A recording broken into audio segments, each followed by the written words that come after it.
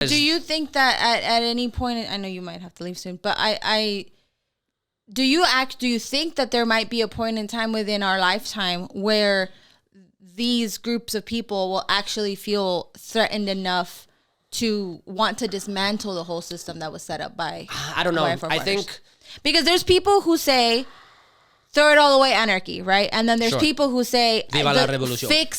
fix the system within the system. Vote, do what you got to do to fix the system. I'm do you torn, think man. the system is even worth fixing now, or do you think that it's at a point where you're like, I don't know?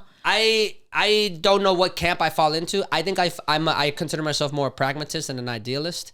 So, and I think that's how I've lived my life in general. So I think that's the real way that I know how to behave. Mm-hmm. So in my mind, I think that I would be the best at confronting whatever situation's in front of me. So if you give me a situation where I can thrive because of a capitalistic structure, I'm going to take advantage of a capitalistic structure. If you give me a situation where I can thrive off of anarchy, I'm going to take advantage of the anarchy. So I consider myself a pragmatist in that way. Like I can be flexible at both.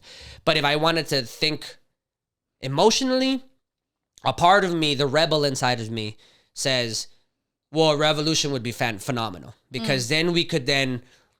I kind of have this theory when it comes to religion. I think that most things could. I think that we're in theory.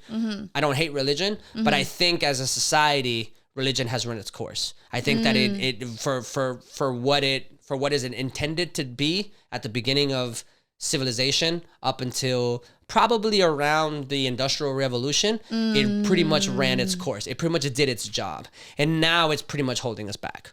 And I can see that. As a religious person, I can see that. Yeah. Because it really hinders a lot of like forward thinking, science-based rule, even though I understand the fear is that if you go way far into the no faith-based or the unhinging of morality, which I think is a fallacy in and of itself, but I think the unhinging of the unwinding morality from a faith-based structure, that you run into being so logical that you also then become a little bit immoral, right? Yeah. So I get that, but I think by and large it's run its course. You wouldn't have Israel-Palestine. You wouldn't have a lot of faith-based things that I think we're way past now that we can understand in a much deeper way. You would figure out a way to self-identify by other attributes that I think are incredibly more important than just your faith-based structure.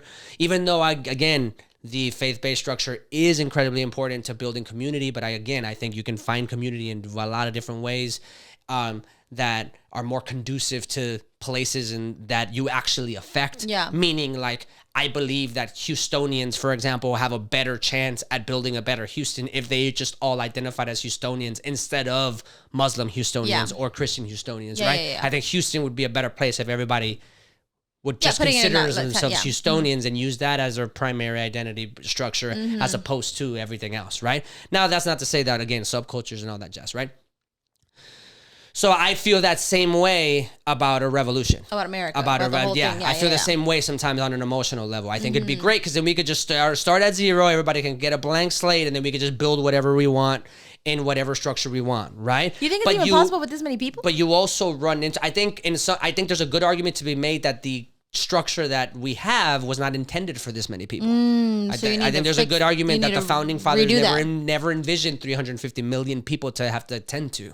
I think that if you would have given them that hypothetical problem, they wouldn't have created the structure. There's an argument to be made by that. I don't know if I would make that argument. I don't know that much about the details of what the founding fathers wanted.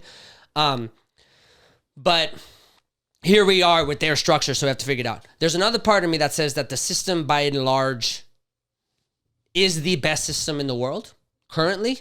You can make an argument that it's the best system in terms of a consumer society. You can make the argument that Japan has the better system or that China has the better system if you wanted to talk about progress for progress' sake. But again, up to the eye of the beholder. I mean, all of them are running into the same problems with their they're members of society as we are, though. So the bigger slightly the problems. None of them are dealing with a health issue, though.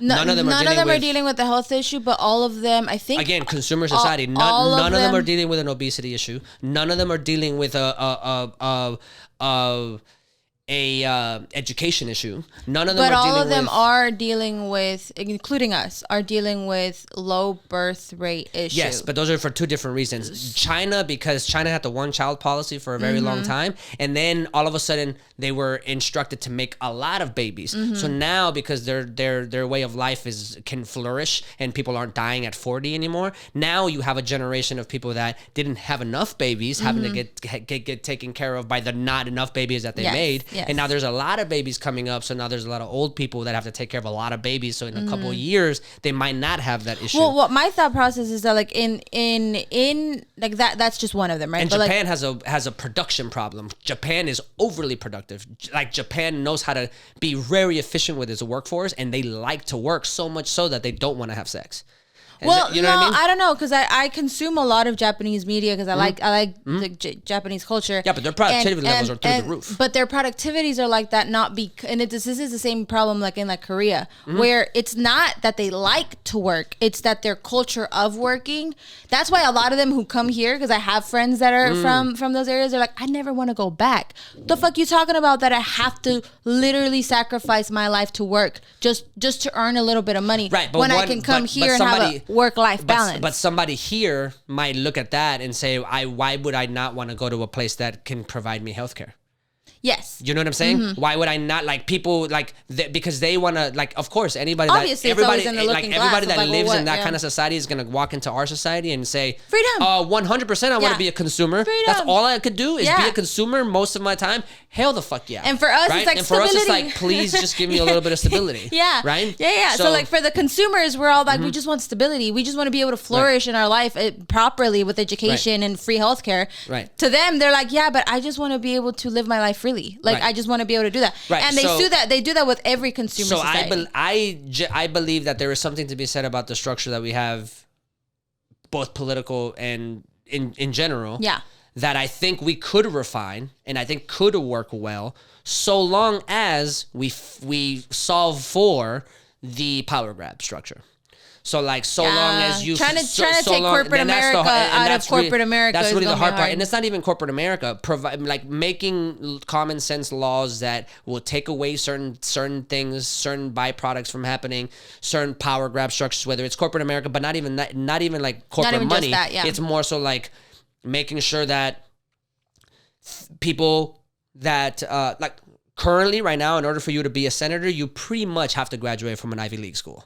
It's one of the only ways to become. It's like with the guaranteed way. Like most of the people, if you have ever been around Ivy League students, which I have, I've been around a lot of people that have gone to these elitist institutions.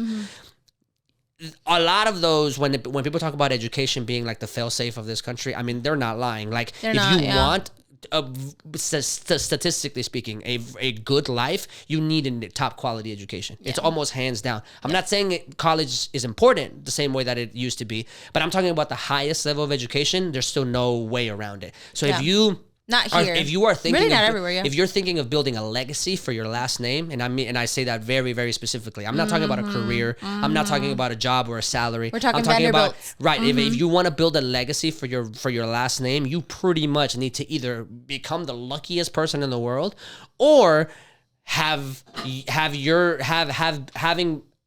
been a part of a structure that is deeply tied to an Ivy League institution. Yeah. So a lot of these people that go there will then drop out and be a Zuckerberg or a Bill Gates because they already have the funding and a brilliant idea and the structure and all the networking available. Or you go to an Ivy League institution and walk away saying, I went for political science and I became a lawyer, or I became this, or I went to Harvard undergrad and I went to Columbia Law or to Princeton Law or whatever it is, or I went to Brown to be at the business school to try to be an investment banker, whatever it is that you're doing over there, right? One of the options that you have, and it's not because of popularity, one of the things that a lot of those people do say to themselves is, I could also probably be a senator. Yeah. Right? Which inevitably means that part of the thing that you are now open to is, I'm a Harvard educated lawyer. One of the options available to me is that I could be president one day. Because I could then instead of going and going into my corporate law job, I could just cozy my way into a political structure. Yeah. And bump a little shoulders, rebel a little bit, and be part of those circles anyway. Mm-hmm. Right? Which the plumber down the street can't do that. Yeah. Right? So if we figured out a way to fail safe for that as a political structure, then I think it evens out the playing field. If anybody could actually gain the popularity enough to become somebody, then you could solve for a lot of those problems.